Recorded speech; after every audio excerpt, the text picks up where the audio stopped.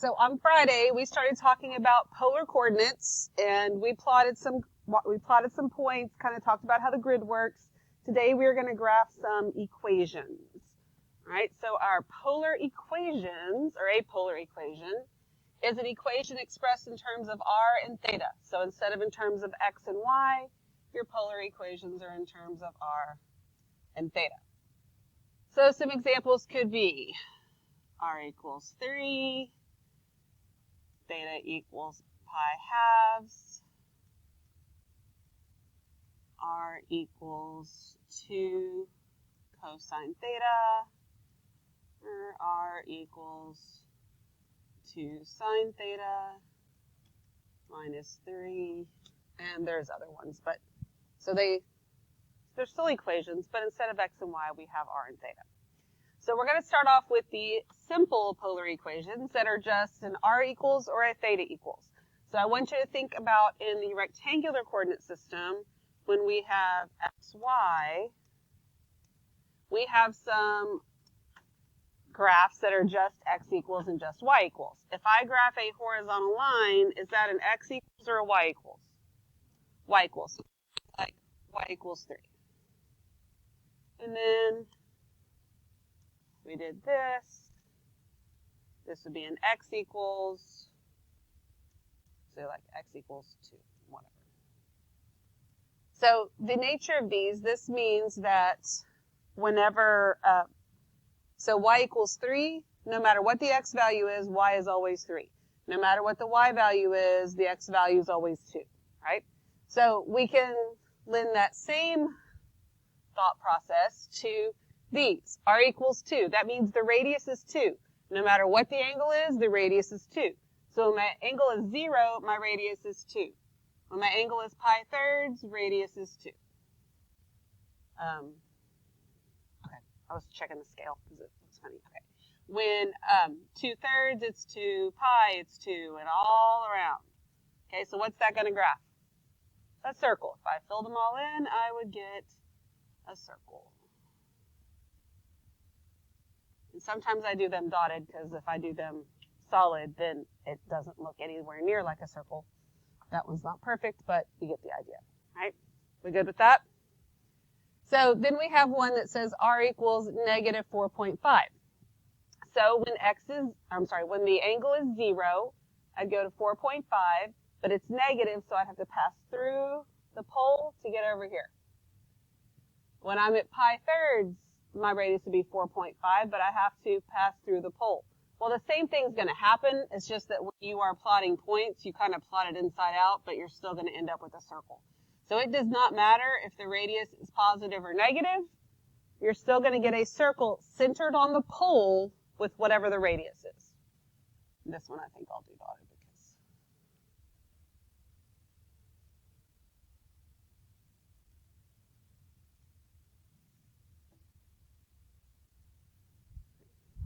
make sense for your r equals. Okay, so then theta equals pi fourths. That means theta is pi fourths no matter what the radius is. So if my radius is 2, my angle is pi fourths. If my radius is 4, my angle is pi fourths. If my radius is a negative 3, I'm still at pi fourths. I would just pass through and I'd be right here. If I'm at negative 5, pi fourths. There you go. So what do you think that's going to be? A line. It's a line that goes through pi fourths. Just like that. So negative 7 pi 6 is going to be a line that's on negative 7 pi 6. So I'm here. Negative 7 pi 6 puts me in the second quadrant. So you can just, once you find it, if you're actually on this line, you don't actually need to plot any points because you can just draw on that line. But that's what that one looks like. Any questions about your r equals or theta equals graphs? Okay, so the only thing that is not curvy on a polar coordinate system is a line. Okay, so a line is a line is a line, but then Everything else has some sort of curve to it. You're not going to have zigzags. We're not going to graph squares. We're not going to graph anything like that. Okay? What questions you got? You have a question. What's your question?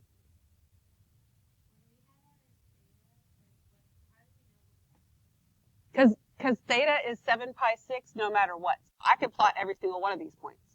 It doesn't matter what you put. Your radius is, all of the radius are included. That's why I drew a line through it. So I just put 2 points on that angle and just to connect them. Does that help? Anything else? All right, so now let's graph one that's more complex.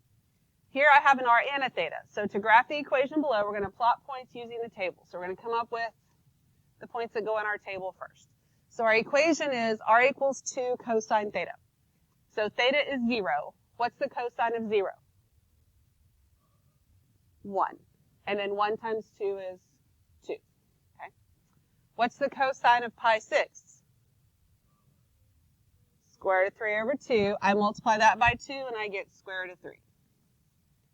Cosine of pi thirds is 1/2 times 2 is 1. Cosine of pi halves is 0 times 2 is 0. All right, cosine of 2 pi thirds, negative 1/2 times 2 is negative 1. 5 pi 6 would be negative square root of 3 over 2. Good. Times 2 would be negative square root of 3. Cosine of pi, negative 1. Good. Times 2 is negative 2. And then 7 pi 6 is going to be the same as 5 pi 6, so it's negative square root of 3. 4 pi thirds is the same as 2 pi thirds. 3 pi halves is the same as pi halves, so that's 0. And then we're positive. These are fourth quadrant angles, and we're positive, so this would be 1 and square root of 3. Okay? All right, so we're going to plot these points. And even though we have theta r on the table, remember your ordered pairs are r theta. But if you do the radius first or the theta first, it doesn't really matter. As long as you get them both correct, it's fine. So when angle is 0, my radius is 2. So I have this point right here. Then square root of 3 is about 1.8. That's going to get us close enough. We can't get super close on here anyway.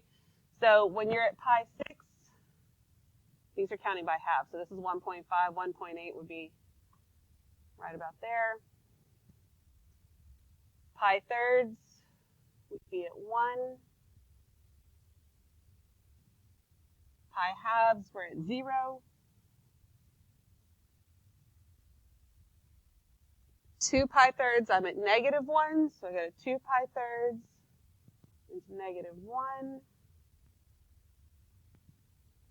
And then 5 pi 6 and negative 1.8. And then pi, and it's negative 2, and I'm back on a point that I already have.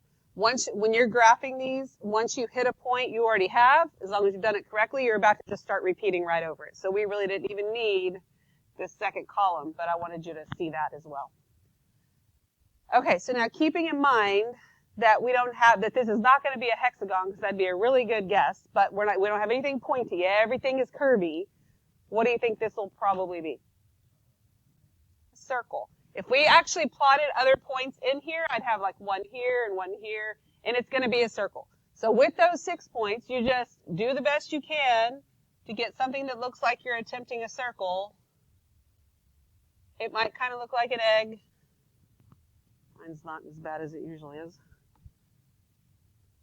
We're not attempting to graph these by hand perfectly. If I needed a perfect graph, we'd graph it on a calculator or on a computer.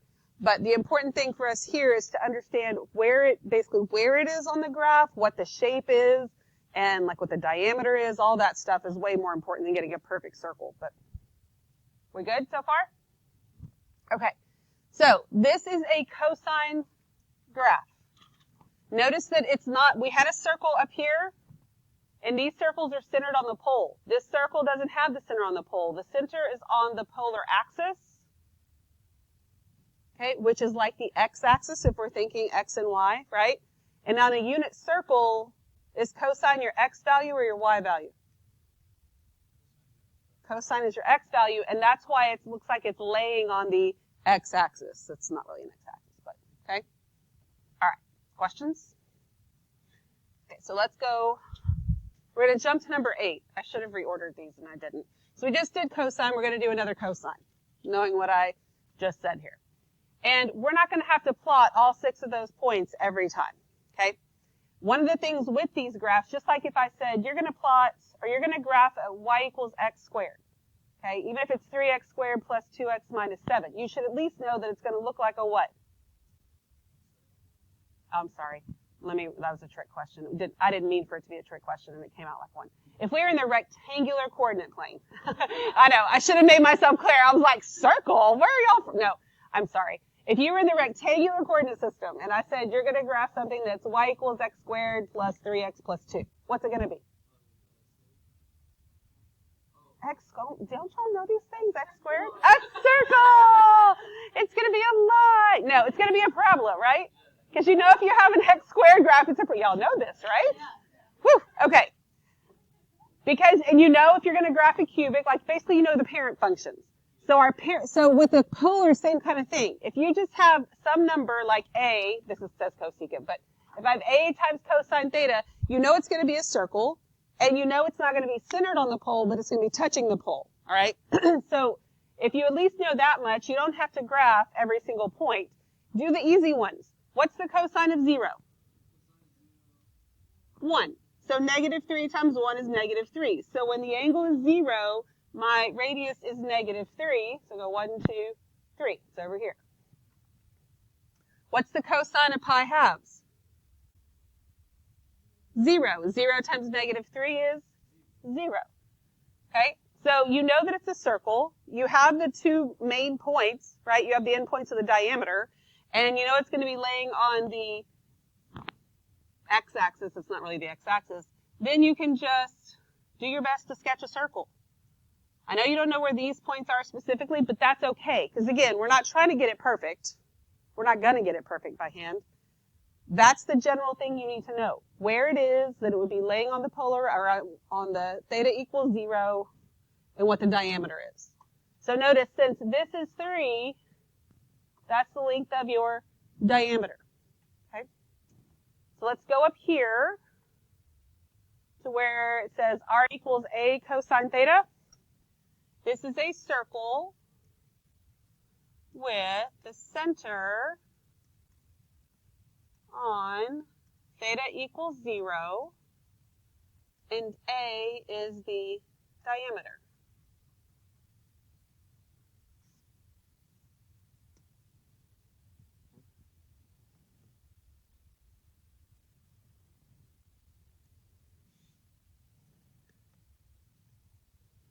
All right, so now let's jump back to number 6. R equals sine theta. All right, so what is the sine of 0? 0. What is the sine of pi halves? 1. Okay. So here are 2 points. I'll just go ahead and tell you so that we don't have to plot a bunch of them. That the sine and cosine, they're both circles. I mean, it should make sense that their stuff is very similar because it was in the rectangular coordinate plane as well. But notice that this circle, instead of it being laying on the x-axis, it's on the y-axis because the sine value is your y value. Make sense?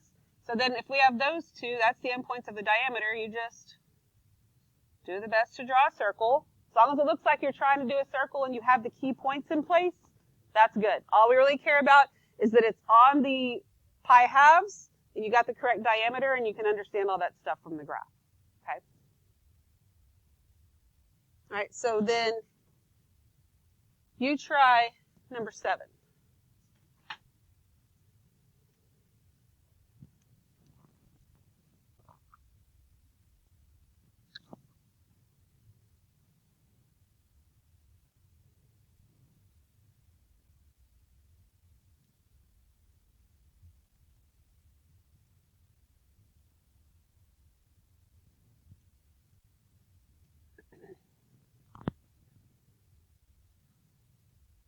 And then see if you agree with me.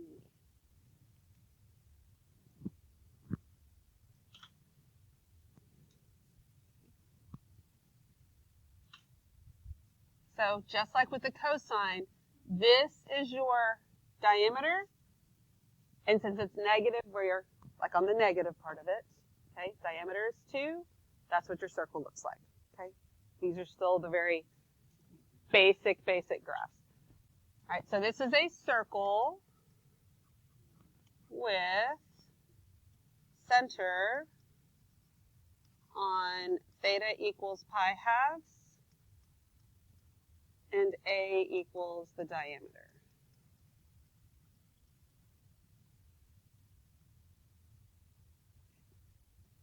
Any questions about those circles? So the center's on pi halves for y, or sine, because that's like pi halves is like your y-axis, and then 0 is like your x-axis. Any questions at all? All right, let's check out cosecant here. So r equals cosecant theta. Well, cosecant is the reciprocal of sine, so this is the same as 1 over sine theta. And we're going to plot some points, but we'll plot the easy ones. What is the sine of 0? 0. And 1 over 0 is undefined, so I can't plot anything. When is sine 1/2? Pi 6. So at pi 6, sine is 1/2, but I want the reciprocal of that, so it's going to be 2. So at pi 6, my radius is 2. I'm going to skip pi 4s and pi 3s because they're square roots. I don't want to have to estimate. What is the sine of pi halves? 1. And the reciprocal of 1 is 1. When I go to 5 pi 6, I'm going to have 1/2, but the reciprocal of that is 2. So at 5 pi 6, I'm at 2. The sine of, did I do that right? The sine of pi is 0. 1 over 0 is undefined. Sine of 7 pi 6 is negative 1/2. The reciprocal of that's negative 2. And when I do that, I end up on a point I already have, right? And once you hit a point you already have, it's just going to keep repeating them. So we just have those 3 points.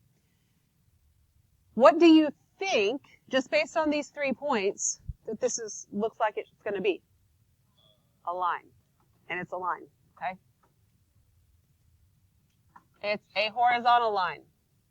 Your horizontal lines are y equals lines, right? Sine is your y value on the unit circle. This is a reciprocal of sine, and it is a horizontal line. Okay? So this cosecant theta, so this is a horizontal line through A, comma, pi halves. Pi halves is like the y-axis. Okay, your A here is 1.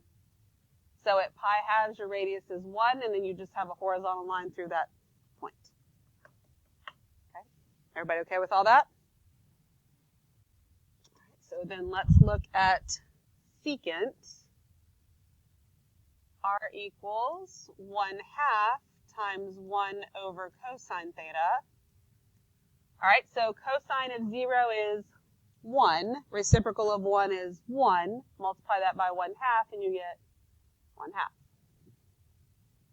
When is cosine 1/2? At pi thirds. So at pi thirds, if cosine's 1/2, the reciprocal of that is 2, but then I have to multiply it by 1/2, and I get 1. So at pi thirds, my radius is 1. Cosine of pi halves is 0. Reciprocal of 0 is undefined, so I can't do anything with that. Go to 2 pi thirds. Cosine is negative 1/2. Reciprocal's a negative 2 times 1/2 is a negative 1. So at 2 pi thirds, I'm at negative 1. And then it's all just going to start to repeat. So what do you think this is? A line, and it's a vertical line. Because your vertical lines are your x equals lines. Cosine is your x value on the unit circle, and this is the reciprocal of cosine. So this is a vertical line through 0, through A, 0. So here A was 1/2, so notice when the angle is 0, your radius is 1/2, and then it's just a vertical line through that point. You can plot another point to actually get where you need to be, but that's what's going to happen. Okay. What questions do you have? All right, so now I want to show you how this works in delta math, because you're going to have some choices of things that you haven't seen yet. So first of all, here it's asking me to graph the polar curve. Theta equals 5 pi fourths. Okay, if I just have a theta equals, you can look back at your notes if you need to, is that going to be a line or a circle? A line, okay? So you have to choose what these curves are, and these are some of the other curves we're going to look at. So it's a line. I'm going to click on the line. And then it's theta equals 5 pi fourths. So 5 pi fourths is in the third quadrant. When I get there, I have to actually rotate the correct way. I cannot go this way because that's a negative angle, and delta math knows which way you're going, okay? So I'm here. I'm going to go around to 5 pi fourths, and that's what my line looks like. Is there another equation that would graph this same line?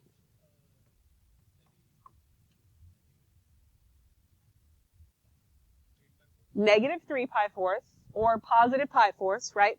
But had I just rotated it to here and stopped, it will count it wrong because you didn't actually go to 5 pi fourths even though it's the same line. Does that make sense? So there's an infinite amount of equations you can make for this line, but make sure you actually graph what they have because it knows and you're going to get it wrong and then you're going to be like, I don't know why I got it wrong. Okay? Then when we submit our answer, it shows you a comparison to, like, because we haven't converted points yet, but we will. We'll convert from polar to rectangular and vice versa. But when you convert, this is what you get, and it's still a line. It just, like I said, this is your, your vertical line here, and your not so vertical line there. Okay, let's look at this one. So this one is negative 5 cosine theta. That's going to be a circle, right? When you look at these choices you have here, do you see how this one and this one both kind of look like circles? There's a very minor difference, which I feel like they could have made a little bit more obvious here. But this circle is kind of flat on the bottom because it's not a circle. So don't choose this for a circle because it's not a circle. And I think once you start trying to draw it, it'll be more obvious in the big one. You'll be like, oh, dang, that's wrong. So choose the circle, okay? Since I have negative 5 cosine theta, my diameter is going to be 5. It's going to be way easier for you to get the diameter while it's right there than after you move it. Because when you move it and you try and expand it, it expands off the center. And if you get it all lined up right, and then you try and it won't just stretch one way. And it makes it very complicated. So I want it to be 5. So that's 2. So it's really 2.5 is my radius. So I'm going to kind of guess at the 2.5.